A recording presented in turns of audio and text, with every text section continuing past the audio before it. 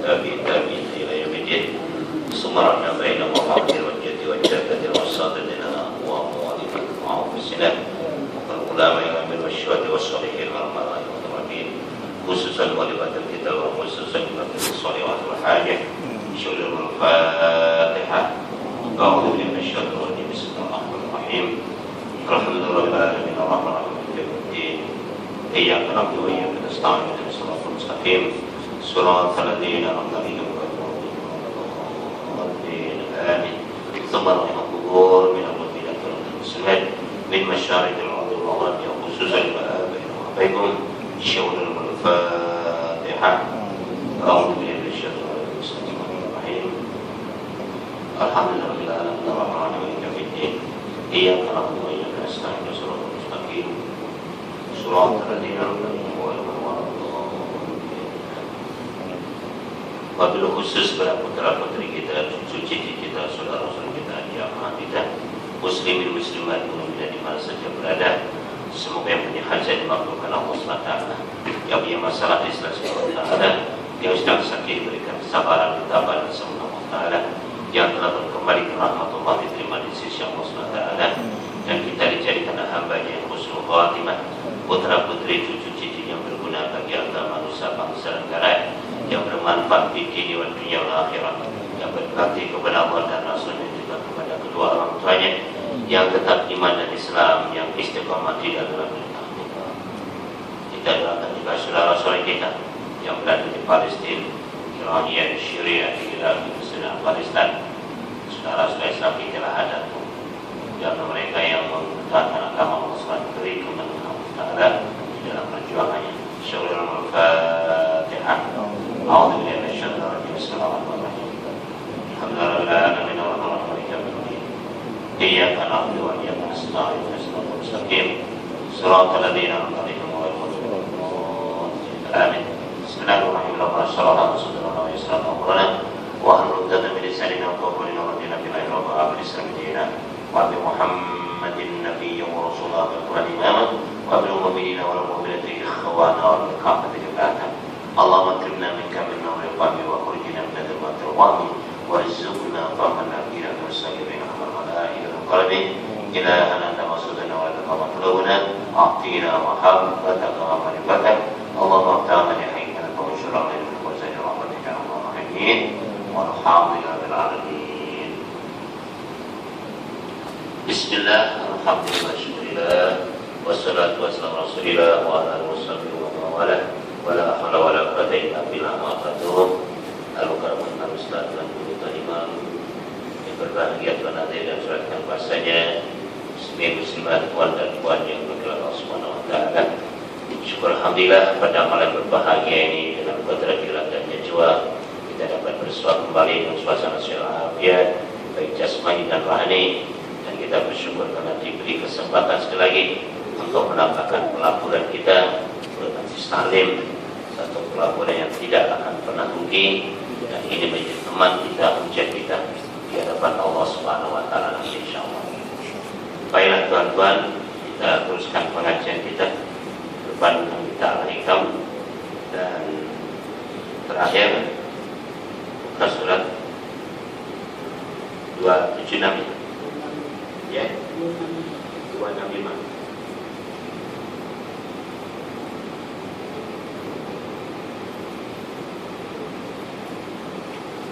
Sekarang 266, akhirnya hikmah adanya gangguan orang kepadamu. Hikmah adanya gangguan orang kepadamu. Jadi kalau ada orang mengganggu kita, tidak ada hikmahnya. Menunjukkan perjuangan kita ini ada kesannya. Kalau tidak ada gangguan, kurang berkesan. Innama ajral adha ala aidihim kaila takuna sakinan ilaihim arada ayyuz'ajaka an kulli syai'in atala yusqulaka an bisyai'in. Memang sengaja Allah melaksanakan gangguan terhadap dirimu dari tangan orang-orang itu supaya engkau tidak jinak kepada mereka, dan sengaja Allah menjengkelkan atau mengetemukan engkau dari segala sesuatu, supaya tidak ada sesuatu yang melupakan engkau daripada Allah, yakni supaya tidak ada yang mengganggu engkau untuk ingat kepada Allah Subhanahu wa ta'ala. Subhanallah, ada gangguan-gangguan itu disengaja oleh Allah untuk mengganggu orang yang sedang mendekat kepadanya, supaya kita tidak suka, tidak serunut dengan orang yang kita anggap baik. Kita baik, akhirnya kita kurang pendekatan kepada Allah SWT. Abu Hasan Az-Zazali radhiyallahu anhu berkata, larilah dari kebaikan atau bantuan orang melebihi dari larimu dari kejahatan orang kepadamu. Sebab kebaikan orang itu langsung membahayakan hatimu, sedang kejahatan mereka hanya membahayakan jasmanimu. Dan bahaya jasmani itu lebih ringan dari bahaya hati. Bahaya kebaikan orang kepadamu jika kamu jinak, kamu seronok, kamu senang, kamu nyandar berharap kepada mereka. Sesungguhnya jika ada musuh yang mendekatkan engkau kepada Allah, itu lebih baik daripada teman atau kawan yang memutuskan engkau daripada Allah Subhanahu wa ta'ala.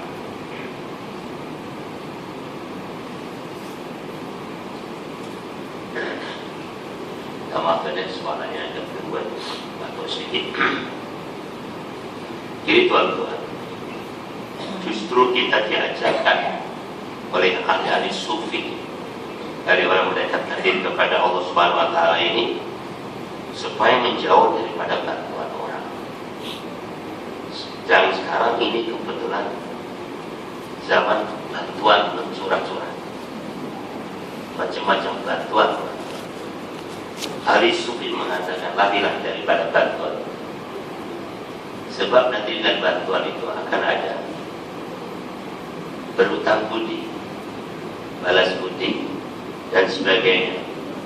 Apalagi sebelum mengambil bantuan ada kurang-kurang tertentu yang harus diisi, seolah-olah dia orang paling hebat, padahal hanya pahlawan kesiangan. Ya Allah Subhanahu wa ta'ala memberi kepada hamba-Nya ini sejak kita dalam kandungan sampai dengan sekarang tidak pernah berhenti, bahkan bertambah terus. Kadang-kadang kita lupakan. Jangan bantuan itu bukan harian, bukan bulan, bukan tahun, kadang-kadang hanya 5 tahun sekali. Itu pun kadang-kadang ramai orang jadi penyangat dan pengampu hanya lantaran bantuan. Kalau melihat dari Abu Hasan Az-Zazali mengatakan lari, jangan mendekati, bahkan larinya lebih dari larimu daripada kejahatan orang kepada orang jahat akan membunuh kita. Lari sejauh-jauhnya. Sebab apa? Sebab kebaikan orang itu langsung membahayakan hati. Kalau yang bahaya jasmani itu tidak kesan apa-apa, sakit ya sudah diobati selesai. Tapi hati tertawan, hati merasa berhutang budi, itu berat buat. Resikonya berat. Jadi oleh karena itu, kalau kau mau bantuan, jangan menganggap bahwa bantuan itu datang dari orang. Kita hanya menganggap dan berkeyakinan bahwa Allah yang memberi, hanya melalui orang-orang tertentu.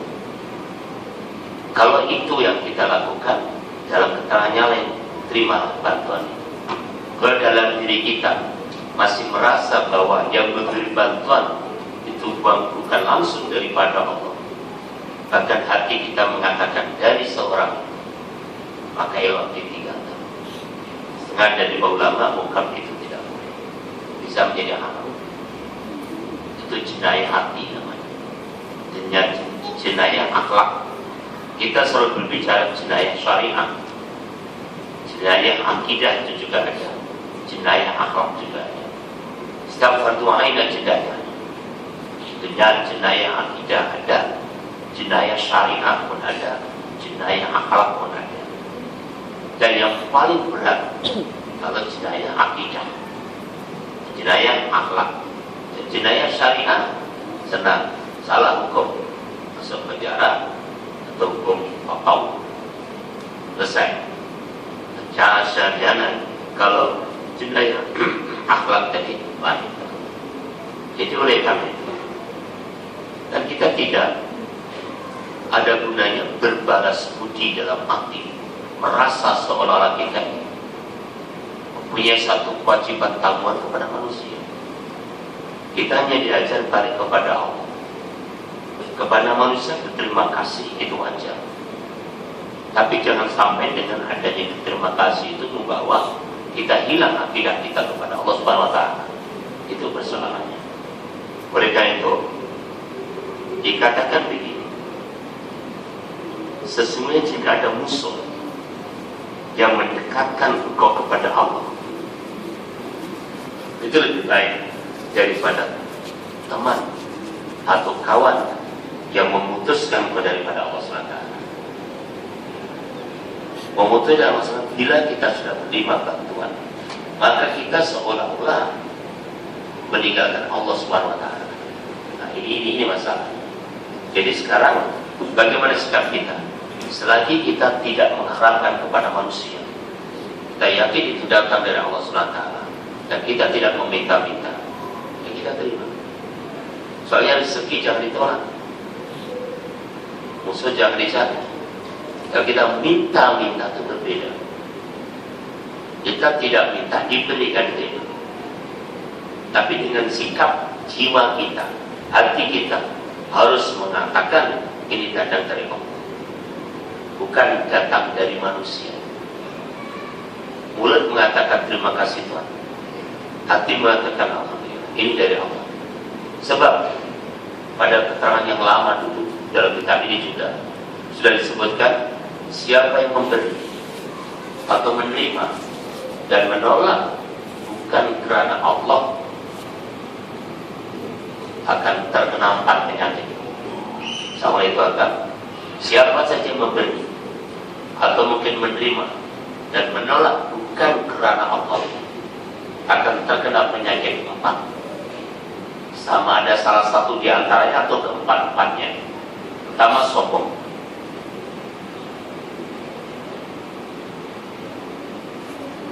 Yang mudah-mudah bedanya, merasa diri, merasa hebat, sombong. Atau kedua, riya, suka pamer, suka menunjuk-nunjukkan. Dan yang ketiga, ujub. Ujub itu bangga diri, tidak melibatkan orang lain tapi bangga diri. Dan adanya sum'ah. Sum'ah dari kata-kata sami'ah, artinya amal yang didengar-dengarkan. Jadi kita berhati-hati. Kalau ada keterlanjuran dan sebagainya, tidak ada. Ada way out, ada jalan keluar untuk kita kepada Allah. Setiap kita akan tidur, itu bermakna kita mati kecil. Kita berlatih menjadikan sedang mati kita ini, mati kecil kita ini, setiap akan tidur pastikan bersih dari segala-galanya dan balikkan kepada Allah SWT. Dengan hanya berucap saja kepada Allah SWT. Ya kalau boleh kita lakukan sembahyang sunnah. Kenapa sembahyang sunnah? Kalau Tuhan sempat membuka sebuah kitab namanya Juratul Nasihin oleh Ustaz Usman Asy-Syafir Al-Khaibabi. Apabila Rasulullah SAW giliran Siti Aisyah, malam itu Siti Aisyah, dan Siti Aisyah datang, Rasulullah menyampaikan, ya Umairah, wahai istriku yang tersayang, katakan begitu, Anda jangan tidur sebelum menghatamkan Quran, jangan tidur sebelum minta syafaat kepada Nabi dan Rasul, jangan tidur sebelum memintakan ampun kepada seluruh muslimin se-entero dunia, muslimin dan muslimat, dan jangan tidur sebelum menunaikan fardu haji dan umrah. Karena Rasulullah pergi ke bilik air untuk mengambil air sembahyang, dan sembahyang sunnah 2 rakaat. Ini dalilnya dalam kitab. Selepas sembahyang, lihat istrinya menangis. Bila menangis ditanya, "Ya Humairah, kenapa menangis?" Ya, si Aisyah kan mengajar segitu. "Abang ini, atau Tuhan, takkan mau tidur buat suruh hatam Quran dulu, suruh haji, mana ada masa." Nabi bersabda, "Ya Humairah, kalau kamu membaca surah Ikhlas 3 kali aja, nilainya sama dengan hatam Quran 1 kali. Membaca salawat terserah berapa banyak kepadaku, ini nilainya sama dengan minta syafaat seluruh Nabi dan Rasul. Dan kalau membaca istighfar juga terserah, yang bagus itu 100 kali atau 70 kali. Itu nilainya seperti memintakan ampun kepada seluruh muslimat seluruh dunia." Dan kalau membaca tasbih, subhanallah walhamdulillah wa la ilaha illallah, ditutup dengan la haula wala quwata illa billah, nilainya sama dengan ibadah haji dan umrah. Sebegitu mudah Tuhan. Coba kita budayakan anak-anak kita setiap tidur terus baca ya. Kita dampingi selepas kerja, homework dan sebagainya, mau tidur, kalau tidak sempat untuk sholat, kita latih. Biasanya kita mau tidur, kita perintah anak-anak kita kencing dulu. Sekarang tambahkan wudu dulu, kencing dan wudu dulu. Anak akan ikut arahan mak dan bapaknya. Percayalah, walaupun marah dan sebagainya, itu mula-mula. Nanti lama-lama kita terangkan, kita beri, kita pujuk, itu menjadi amalan harian kita. Wudu, kalau tak mau sholat atau belum, pelan-pelan duduk, baca kiblat, baca Al-Fatihah, Falaq, Binas, tambahan juga begitulah. Itu adalah terakhir. Baca dulu Allah 3 kali, istighfar, sholawat dan tasbih. Subhanallah. Berapa jauh? 30. Tiupkan, diusapkan. Ini harus dilatihkan pada anak-anak supaya mereka tidak sembrono seperti sekarang ini. Sekarang ini rata-rata anak tidak tahu karena tidak diajar oleh bapaknya dan ibunya. Ini perkara kecil tapi terlalu penting untuk mencipta husnul khatimah, mencipta diri kita husnul khatimah. Dan kita sebagai orang tua atau anak supaya mengaminkan alangkah baiknya. Setelah sholat tadi kita adakan postmortem, serahkan pada Allah. Ya Allah, pada hari ini tentunya amalan baik saya banyak sekali ya Allah, mohon diterima ya Allah. Dan kalau ternyata banyak yang tidak baik, mohon dimaafkan ya Allah. Dan ini tambahan, kita highlightkan 6 soal ini, 6 perkara ini. Ya Allah, seandainya pandangan saya 1, pendengaran saya 2, ucapan saya 3, pikiran saya 4, tingkah laku saya 5, hati dan jiwa saya 6, terkeluar dari ajaran-Mu ya Allah. Baik itu saya sengaja maupun saya tidak sengaja, saya sadari ataupun tidak saya sadari, kami hanya mampu mohon ampun dan maaf kepada-Mu ya Allah. Ampunan dosa-dosa saya, dosa-dosa kedua orang tua saya, inklusif ibu bapak mertua, dosa-dosa muslimin muslimat, mukminin dan mukminat seluruh dunia, baik masih hidup atau telah meninggal dunia. Dan kekalkan lisan saya ya Allah, baik hidup dan menjelang mati saya nanti, untuk selalu menyebut kalimat thayyibah la ilaha illallah Muhammad Rasulullah. Tidur, itu namanya husnul khatimah. Kita latih diri kita, insya Allah mati kita nanti dalam keadaan apa yang kita minta kepada Allah SWT. Dan alangkah bahagianya kalau seluruh anak-anak dalam rumah tangga itu juga melakukan demikian. Nilainya terlalu baik, teman-teman. Jadi dalam keadaan yang baik. Itulah Tuhan tanya, Jadi jangan sampai kita terputus daripada Allah SWT. Selepas seharian kita melakukan sesuatu yang sengaja atau tidak sengaja. Baik. Abdul Salam bin Mashish Al-Quran berdoa.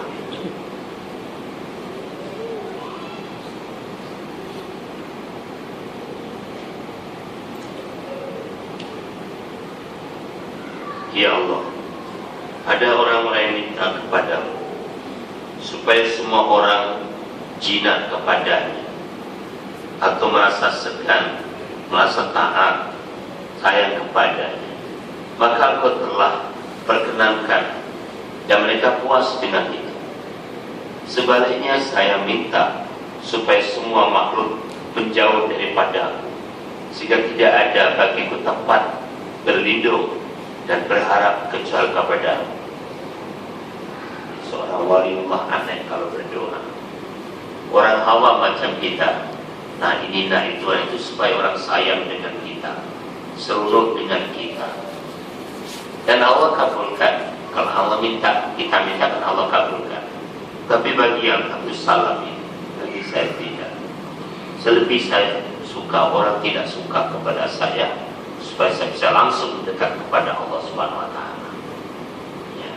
Ini usaha-usaha orang-orang yang hebat sekalian. Kita jauh usaha semacam itu. Tapi kita mencoba, usahakan jangan sampai kita terperangkap dengan kebendaan atau sesuatu berkait rapat dengan dunia. Apatah lagi umur yang sudah di atas 40 tahun ini. Ini harus latihan banyak tuan-tuan untuk persiapan menghadapi hari yang pasti berlaku. Suasana pasti berlaku pada kita, supaya kita berhati-hati. Umur 60 tahun belum ada perubahan, Allah sudah cuci tangan, Allah lepas tangan kepada kita supaya pilih mana, arah mana yang kita lakukan. Jadi sebelum sampai umur 60 tahun, pastikan kita sudah punya amalan atau wirid-wirid tertentu yang bisa kita jadikan andalan amalan kita mendekat pada Allah SWT. Untuk mengetahui mana yang paling sesuai, rujuklah pada ulama-ulama, ustaz-ustaz yang mursyid, yang supaya kita ada perbedaan masa-masa yang penting untuk mendekat pada Allah SWT. Rasulullah SAW bersabda,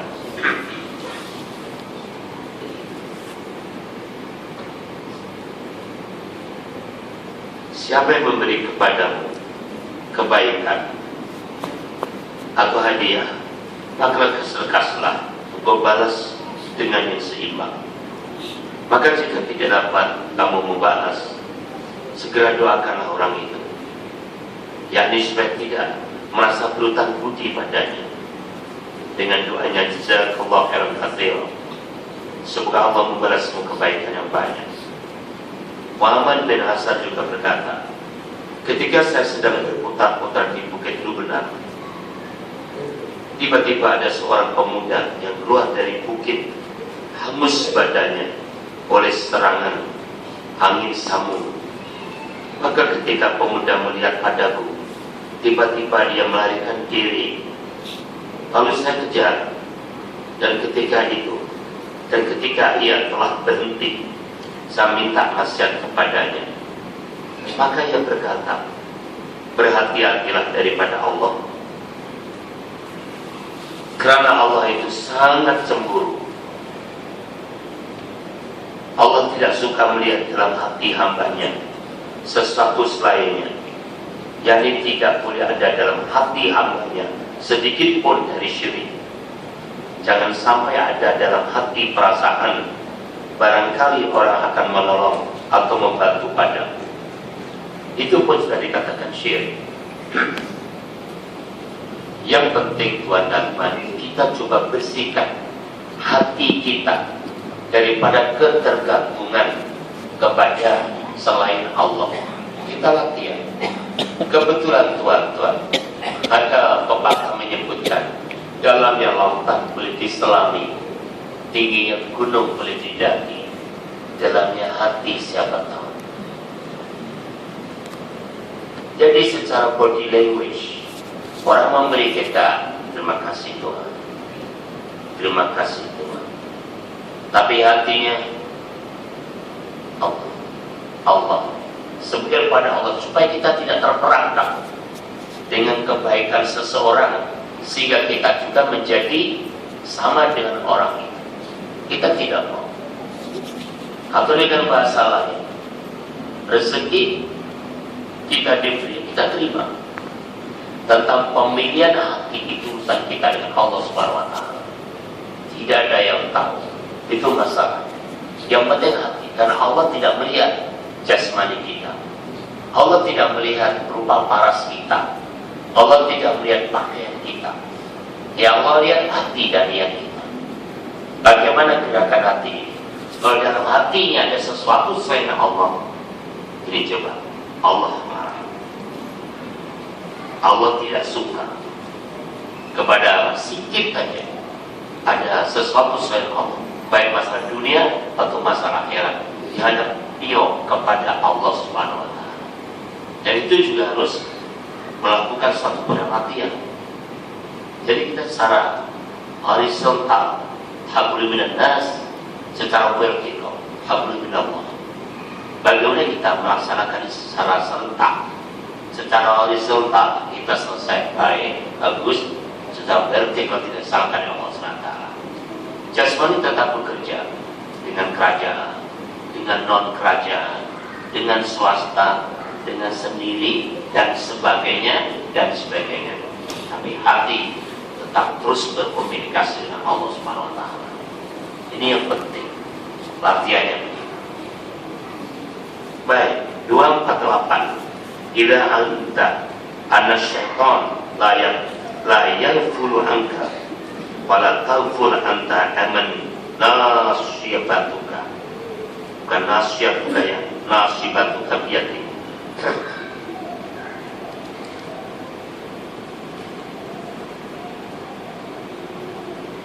Jika engkau telah mengetahui bahwa syaitan itu tidak pernah lupa kepadamu, maka engkau jangan lupa terhadap Tuhan yang nasibmu ada di tangannya.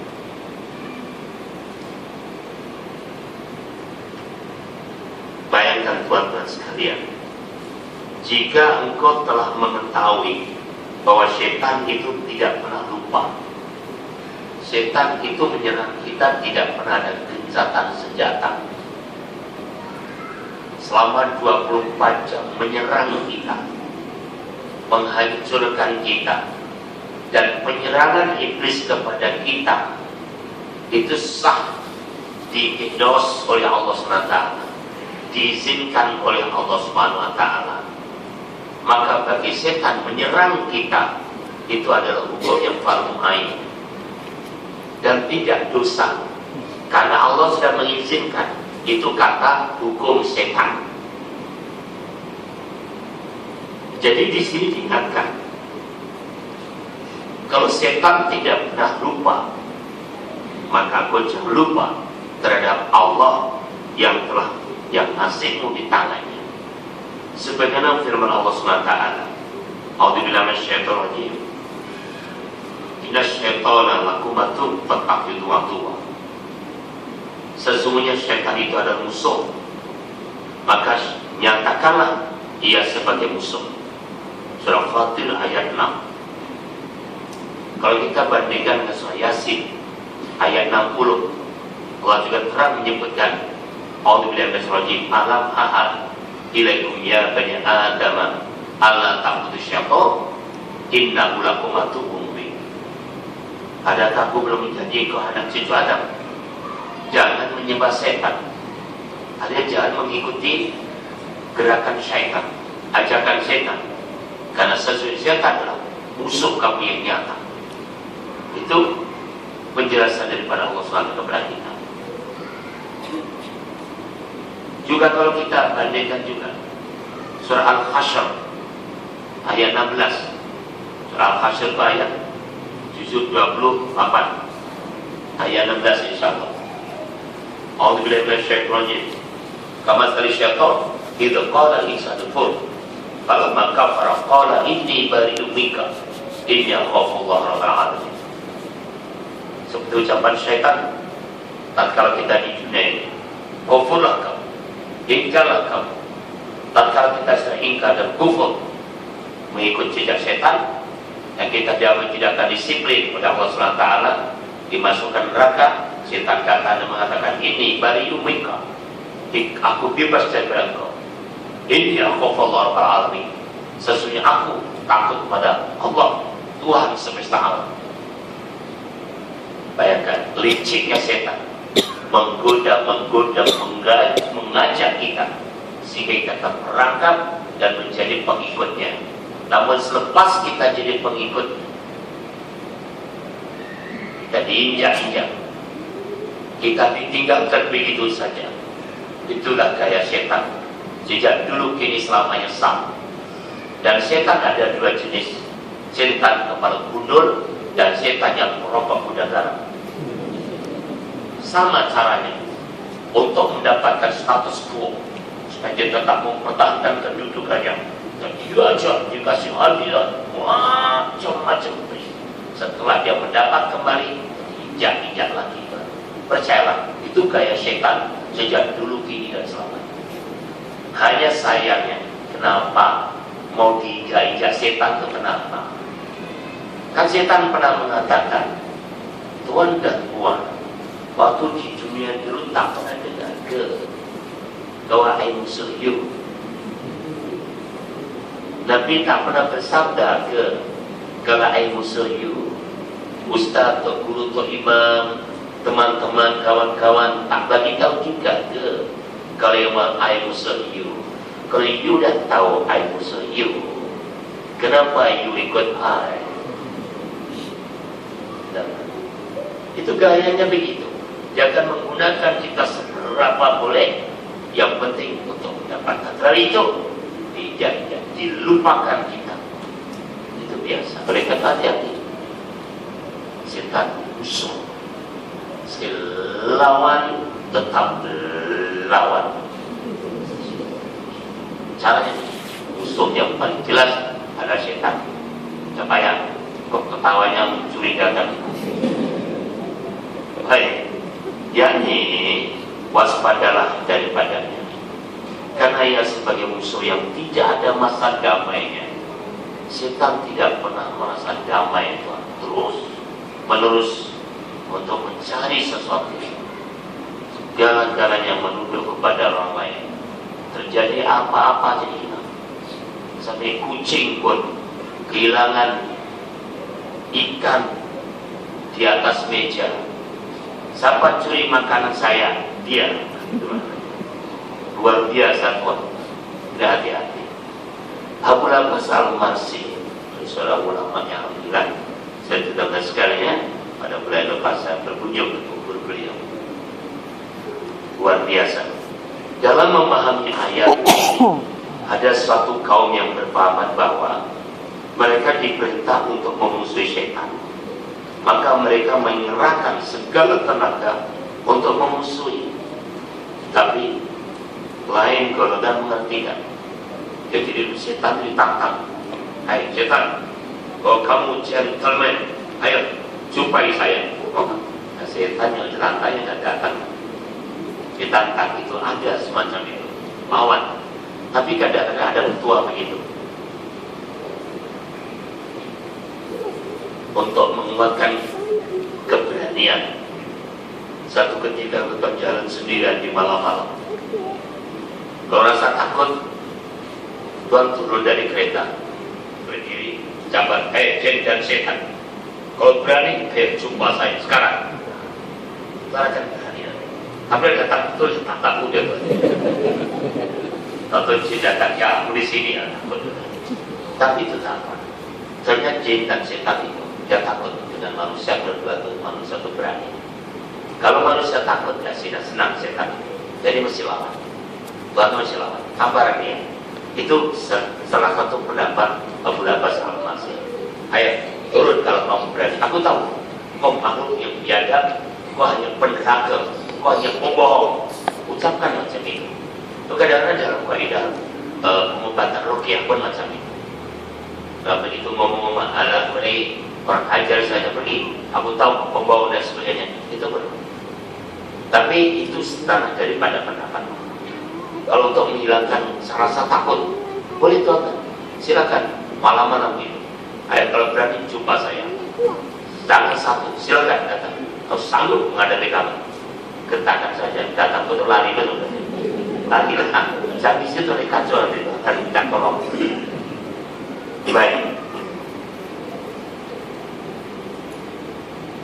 Kemudian ada lagi yang mengartikan begini: sesungguhnya syaitan musuhmu dan aku Allah kekasihmu.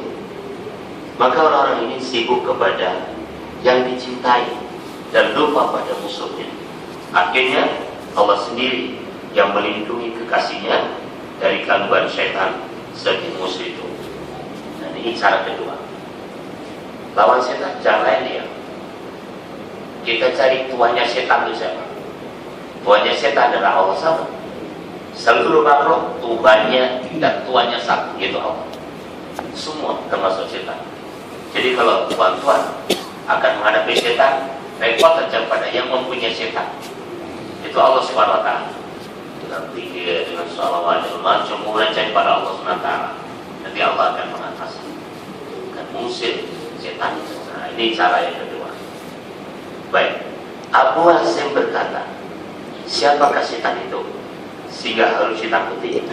Demi Allah, dia sudah pernah diikuti, tetapi sama sekali tidak berguna menurut atau menuruti kepadanya. Begitu pula ketika melanggar, maka juga tidak dapat berbuat apa-apa. Ya Abu Hasim lagi mantap. Kenapa sibuk sama setan? Apa yang dia boleh? Kalau kita ikut dia pun, dia dapat apa-apa. Kalau kita lawan dia pun, dia juga tidak bisa melawan kita. Kenapa ditakuti? Itu masalahnya begitu. Bahasanya sibuk dengan setan, kita dekatkan diri pada Allah SWT. Abu Sulaiman Ad-Darani punya resepi lagi. Tidak ada makhluk yang lebih rendah daripada syaitan. Dan andaikan Allah tidak menyuruh kami berlindung kepada Allah, kepadanya, berlindung kepada Allah daripadanya, saya rasa tidak merasa gentar sama sekali daripada syaitan. Berhemat Abu Sulaiman Ad-Darani, kita hanya diperintah Allah berlindung kepada Allah, maka kita berlindung. Kalau tidak, melawan syaitan, kita harus berani. Zinun al-Misri, kalau Abu Bakar Al-Masih di Kairo, di ada apa itu di Alexander, di Misri itu di Kairo.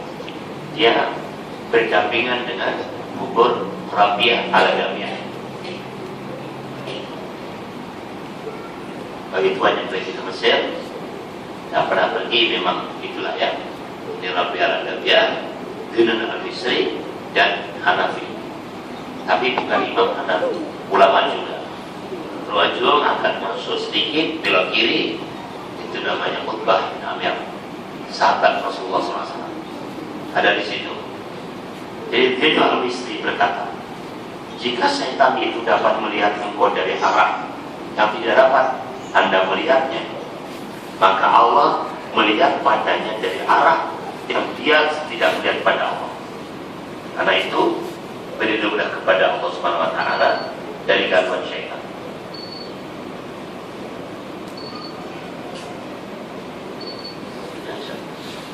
Kita bersahabatnya, mohon bermin, terima kasih kepada Tuhan dan Tuhan.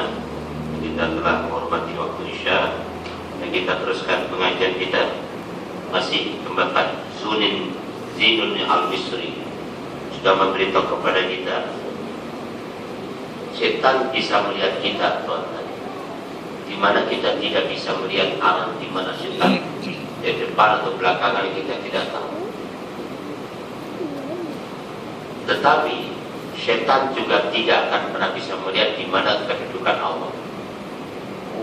Oleh karena itu, kita mohon kepada Allah SWT untuk mohon perlindungan daripada gangguan syaitan. Karena syaitan dia tahu Allah berada di mana, dia tidak mengerti. Sebagaimana kita tidak pernah tahu setan ada di mana. Itu yang paling baik. Balikkan pada Allah. Seperti firman Allah, Qul a'udzu birabbil falaq, Qul a'udzu binnas. Seperti pendapat Imam Malik bin Dinar juga. Imam Malik bin Dinar juga berkata, suatu musuh yang dapat melihat padamu sedang kau tidak dapat melihatnya, sungguh sukar mengadakan perlawanannya, kecuali jika dilindungi oleh Allah SWT. Sulit untuk bisa menentukan. Kita bermusuhan, sedang musuh kita tidak nampak dengan mata, tentunya kita akan selalu kejutkan kuat. Maka ada senjata yang luar biasa, berlindung kepada Allah SWT. Abu Sa'id Al-Khudri berkata, saya telah mendengar Rasulullah SAW bersabda, yang bermaksud lebih kurang, Iblis berkata kepada Allah, demi kemuliaan dan kebesaran, saya tetap akan menyesatkan anak Adam selama ada ruh di kandung badannya. Maka dijawab oleh Allah SWT, demi kemuliaan dan kebesaranmu, saya tetap akan mengampunkan anak Adam selama mereka minta ampun, yaitu membaca istighfar kepada-Nya. Bayangkan Tuhan, setan walaupun jahat, dia tidak pernah melanggar undang-undang Allah. Dia akan melakukan apa excuse kepada Allah. Dia tidak berselindung di sebalik. Tidak, kita tidak mau di belakang. Setan terang-terang bila akan menggoda kepada Adam. Ini proses pertama dulu, sebelum turun dari surga ke dunia. Ya Allah, izinkan saya untuk menghancurkan ini kepada Adam, dari depan, belakang, kanan, dan kiri. Dan Allah bolehkan, Allah berikan satu rekomendasi, jadi endorsement, jadi kelulusan.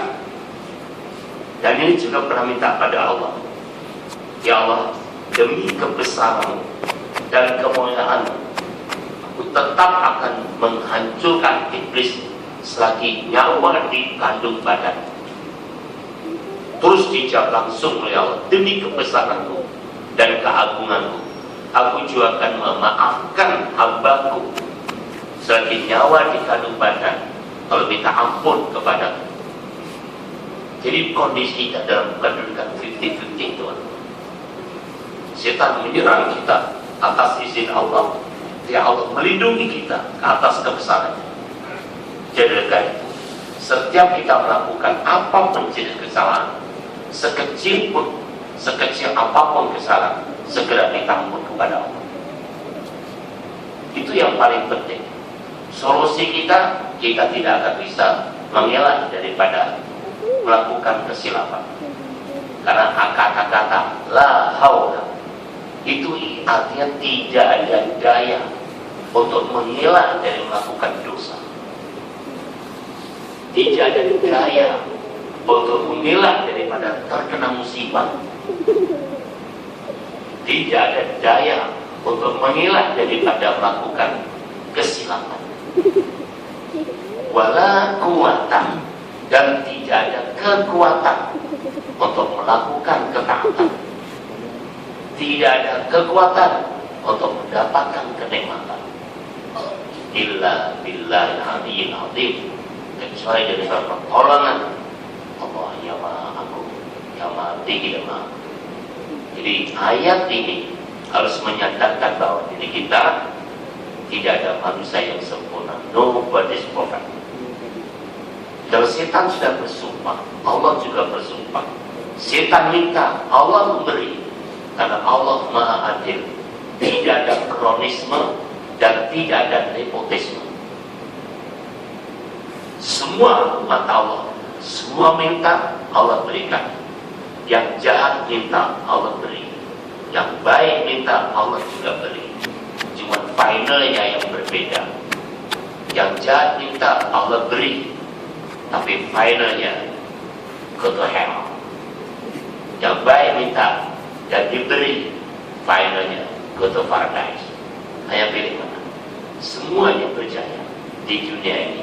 Begitu Tuhan, jangan mudah kagum dengan kehebatan seseorang, dan kekayaan pangkat seseorang, walaupun dia jahat, tapi masih diberi Allah Ta'ala. Itu hanya hidup. tidak di alam barzah, apalagi di padang mahsyar di hadapan Allah SWT. Kita akan tahu siapa mereka sebenarnya. Atas dasar itu, kalian sudah terperangkap dan kerajaan iblis laknatullah. Mereka selalu menggoda, mengelirukan untuk mereka mendapatkan keuntungan pribadi. Iblis punya keuntungan pribadinya, bukan keuntungan siapapun juga. Allah. Baik, Bismillahirrahmanirrahim.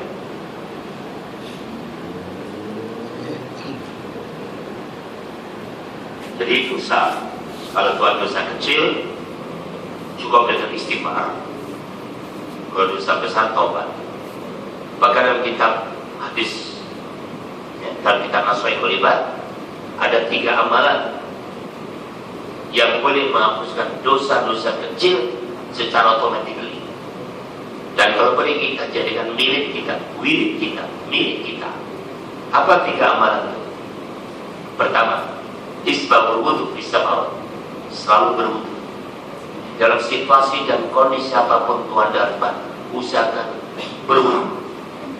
Tidak batal wudu. Itu otomatis menghapuskan dosa-dosa kecil kita. Yang kedua, naqul aqdam ila jamaah, berjalan menuju sholat jamaah. Terserah jalan apa, menggunakan kereta, motosikal, basikal, atau basikil, up to you. Yang penting menuju untuk sholat jamaah. Berjalannya menghapuskan dosa-dosa. Masya Allah. Dalam kaidah saya sudah membaca Tadulul Nasih. Ketika Allah menghidupkan jamaah, ketika Allah SWT mencipta malaikat Jibril, dicipta begitu bagus sekali, dan 600 sayap tuan-tuan, indah sekali. Maka Jibril bertanya kepada Allah, adakah makhluk lain kecuali Nabi Muhammad SAW yang lebih indah daripada saya, ya Allah? Allah jawab, tidak ada. Satu maka dia melihat dirinya dengan gagah, dengan sayapnya yang indah sekali. Terus sholat berkat sujud kepada Allah SWT. Setiap satu rakaat 200 tahun. Ada mengatakan 2000 tahun dan tidak. Selepas sholat mohon pada Allah SWT. Cuma ada Allah berfirman, Jibril, nanti di akhir zaman ada umatku, jadi umat Muhammad SAW, sholatnya 2 rakaat saja. Umatku itu banyak dosa, umurnya pendek-pendek, kalau sholat tidak pernah khusyuk, pikirannya melayang ke sana kemari, dan kalau berjamaah begitu cepat sekali. Namun itu sholat itu lebih saya sukai daripada sholat kamu. Sebab sholat kamu itu bukan perintah dari aku, tapi sholat umat Muhammad perintah dari aku. Bayangkan Tuhan, terkejut malaikat Jibril dan bertanya, dan apa yang Engkau akan berikan kepada mereka, ya Allah? Aku akan berikan pada umat Muhammad sebagai ahli jamaah surga ma'wa. Bolehkah kami atau saya melihat, ya Allah? Silakan. Terbang malaikat Jibril 200 tahun, ya Allah, penat puasa, belum sampai dia duduk di bawah pokok dan mengadu pada Allah, ya Allah, apakah jarak yang akan saya tempuh sudah sampai suku lagi ke, separuh lagi ke, atau bagaimana? Allah menjawab Jibril, kalau aku beri kekuatan kamu seperti kamu lakukan tadi, sayapnya saya tambah lagi, dan perjalanan saya tambah lagi, kamu tidak akan sampai 1/10-nya pun sampai ke sana. Itu persediaan Allah kepada hamba umat Nabi Muhammad SAW yang sholat jamaah. Tuhan wujud sendiri, kitab itu ada yang bab sholat jamaah. Luar biasa dialog antara Allah dengan Jibril Dan di situ ada letak kaki al-hadis dan sama hadis sahih. Ya Allah ya Karim. Itu untungnya menjadi umat Nabi Muhammad SAW. Jadi tadi muncul ke sholat jamaah itu yang kedua. Yang ketiga, inqidau sholat ba'da sholat, wa ini sholat qabla sholat. Sholat sunnah rawatib, qobliyah dan ba'diyah. Itu bisa menghapuskan dosa-dosa. Qobliyah ba'diyah diumpamakan sebagai dua sayap. Qobliyah sayap kanan, ba'diyah sayap kiri. Kalau tuan tidak suka sholat qobliyah ba'diyah, itu bagaikan burung trondol yang nggak punya sayap, nyerundul aja, nggak sampai. Jadi kita sayap. Nah, itu umpamanya begitu. Ya, kita teruskan. Maqalah 249.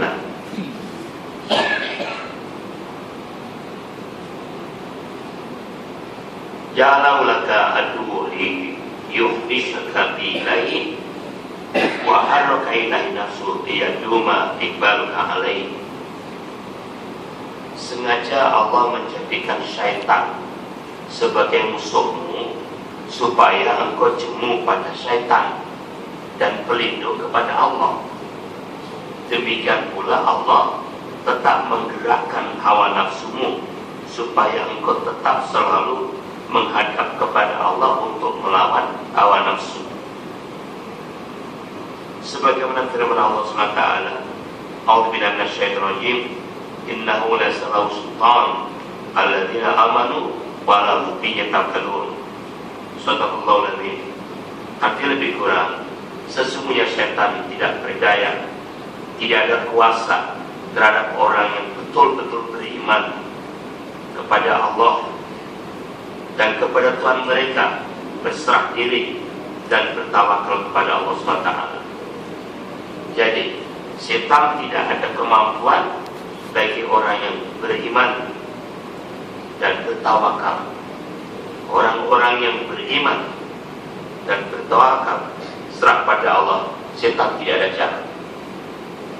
Ayat selanjutnya, innama sultanu alladzina yatawallawna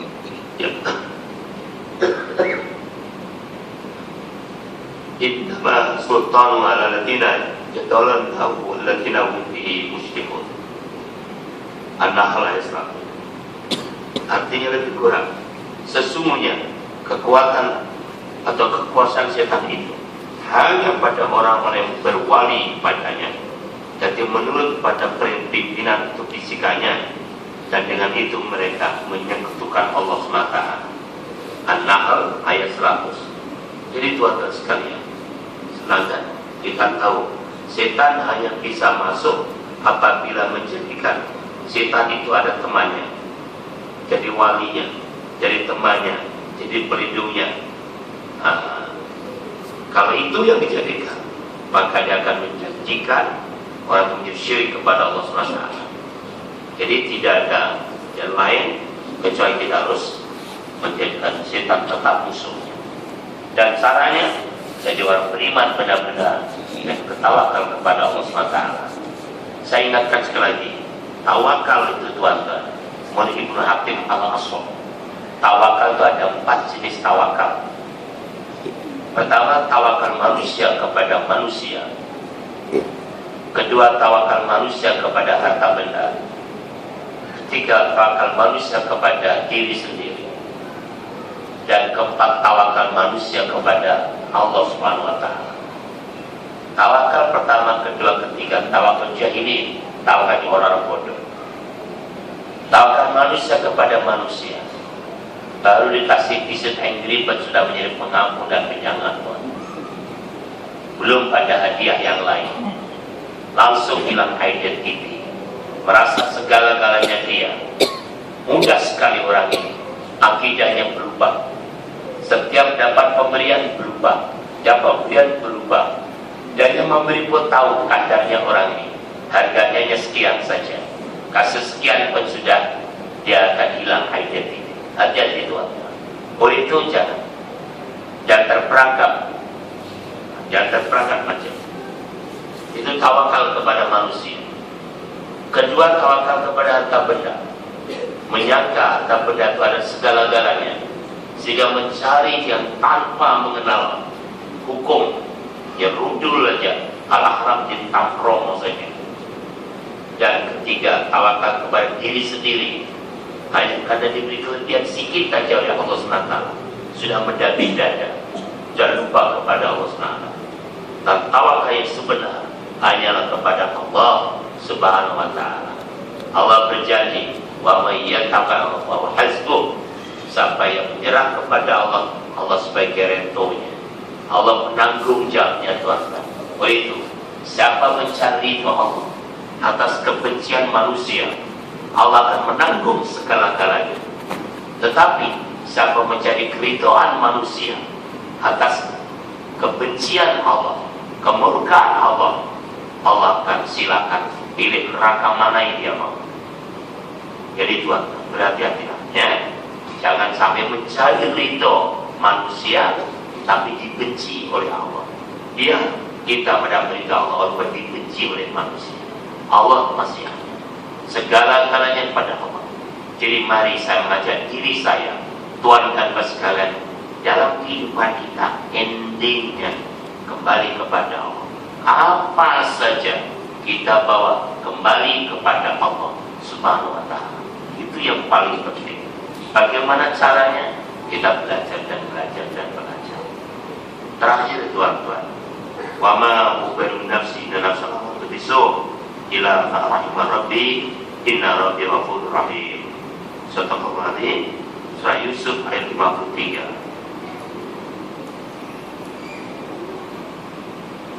Artinya lebih kurang begini.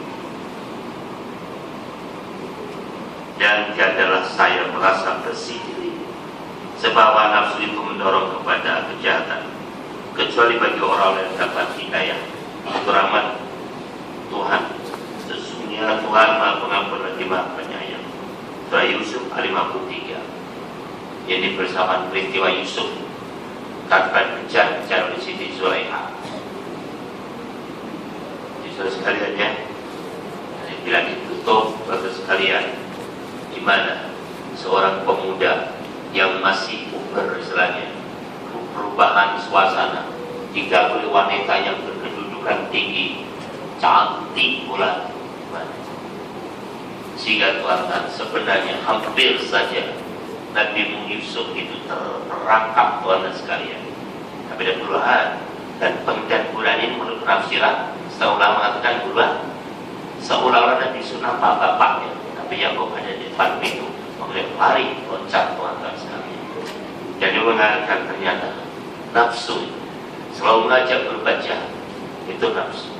Jangan sampai kita dikuasai nafsu. Dulu pernah saya ingatkan tuan-tuan, Imam Al-Ghazali menyebutkan untuk manusia triangle, qalbun, kemampuan untuk berbuat baik, nafsu, kemampuan untuk berbuat jahat, dan aklun, bertindak sebagai hakimnya. Kalbu selalu mengajak kita berbuat baik, tapi selalu juga dilawan oleh nafsu. Jadi kalbu dan nafsu selalu bertarung dan terjadi kadang perkelahian, kadang menang, kadang kalah, itu wajar. Maka akal turun untuk menyelesaikan pergaduan ini. Cuma sayang, akal itu tidak konsisten, tergantung mana yang banyak joint venture dengannya. Kalau kolbu banyak mempengaruhi akal, maka keputusan yang dibuat akal, kebaikan yang dimenangkan. Tapi sayangnya, bernafsu bisa mengatasi dan mendekati kepada akal, maka kecurangan, kejahatan yang selalu dimenangkan. Oleh itu, kata Imam Al-Ghazali, akal harus ditambah ya. Di atas akal itu harus ada adin atau religion, agama. Jadi kalau akal tidak ada agama, itu akan hancur.